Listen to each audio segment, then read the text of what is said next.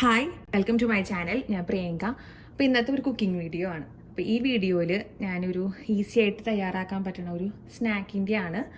ഇത് കുറേ ആളുകൾക്ക് ചിലപ്പോൾ ഇതിനെപ്പറ്റി അറിവുണ്ടായിരിക്കും, കുറേ ആളുകൾക്ക് ഇതിനെപ്പറ്റി ഒരു അറിവും ഉണ്ടായിരിക്കില്ല. അപ്പോൾ ഒന്നും ഇതിനെപ്പറ്റി അറിയാത്ത ആൾക്കാരുടെ കൂട്ടത്തിലായിരുന്നു ഞാൻ.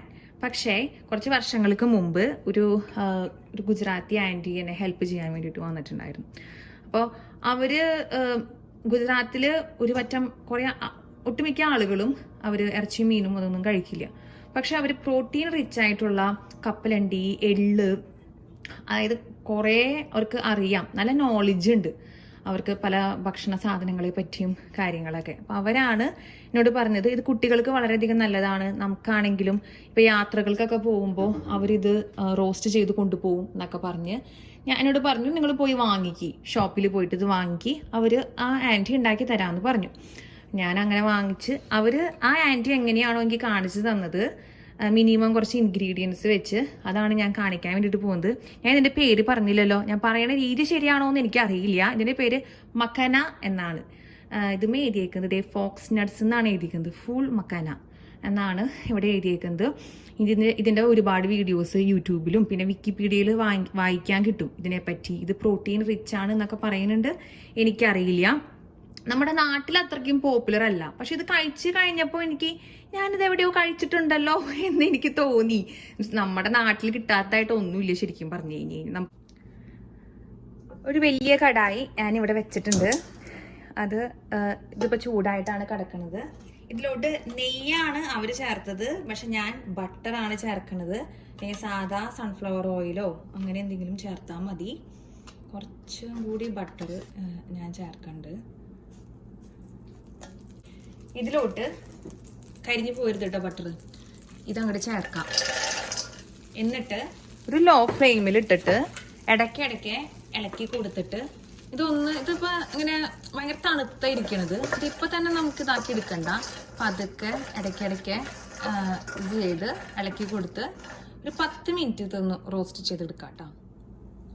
ഇപ്പോൾ ഒരു 8 മിനിറ്റ് കഴിഞ്ഞിട്ടുണ്ട് ലോ ഫ്ലെയിമിൽ. ഇനി ഞാൻ ഇതിലോട്ട് ചേർക്കാൻ വേണ്ടിയിട്ട് പോകുന്നത് 1/4 ടീസ്പൂൺ നമ്മുടെ മഞ്ഞൾപ്പൊടി, അതിനുശേഷം 1/2 ടീസ്പൂൺ എരിവിനനുസരിച്ചിട്ടാണ് നമ്മുടെ മുളക് പൊടി.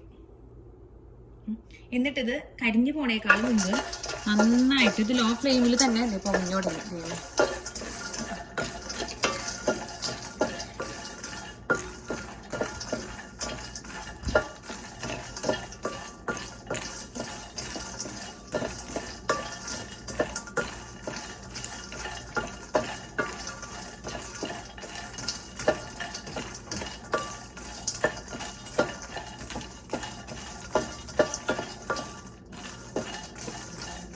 ഇളക്കി കൊടുത്തോണ്ടേ ഇരിക്കണം. ഞാൻ ഓഫ് ചെയ്തു കേട്ടോ, ഞാൻ ഫ്ലെയിം ഓഫ് ചെയ്തു. ഇനി ഇതിലോട്ട് ഉപ്പ് വേണം.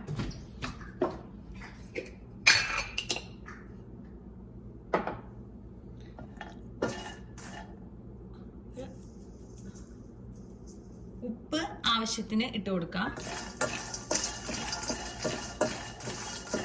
ബാക്കിയായിട്ടുണ്ടെങ്കിൽ ഒരു എയർ ടൈറ്റ് ആയിട്ടുള്ള കണ്ടെയ്നറിൽ ചൂടാറിയതിന് ശേഷം അതെടുത്ത് വയ്ക്കാം. ബാക്കിയൊന്നും ആവില്ല, അത്രയ്ക്കും ടേസ്റ്റാണ് ഇതിന്. പിന്നെ ഒരു 8-10 മിനിറ്റ് റോസ്റ്റ് ചെയ്യാന്ന് പറയുന്നത് ലോ ഫ്ലെയിമിൽ വളരെ ഇമ്പോർട്ടൻ്റ് ആണ്. അല്ലെങ്കിൽ ഞാൻ കാണിച്ചത് ഇതിപ്പോൾ ഞാൻ കഴിക്കാൻ വേണ്ടിയിട്ട് പോവാട്ടോ, നോക്കിക്കോ ആ സൗണ്ട് കേട്ടോ. അത് കിട്ടണമെങ്കിൽ അതൊന്ന് വറുത്തെടുക്കണം. ഇപ്പോൾ ഇത് റോസ്റ്റഡ് മക്കാനിയാണ് നിങ്ങൾ വാങ്ങിക്കണമെങ്കിൽ, കടയിൽ നിന്ന് വാങ്ങിക്കണമെങ്കിൽ ഇതിൻ്റെ ആവശ്യമില്ല കേട്ടോ, റോസ്റ്റ് ചെയ്യേണ്ട ആവശ്യമില്ല. പിന്നെ ഉപ്പ് ഞാൻ 1/2 ടീസ്പൂണാണ് ചേർത്തത്. ഇവിടെ നോക്കി പകുതി ഉപ്പ് ഇതിൻ്റെ ഉള്ളിൽ ഇപ്പോഴും കിടക്കുന്നുണ്ട്. പിന്നെ ചാട്ട് മസാല ചിലവരൊക്കെ ചേർക്കും.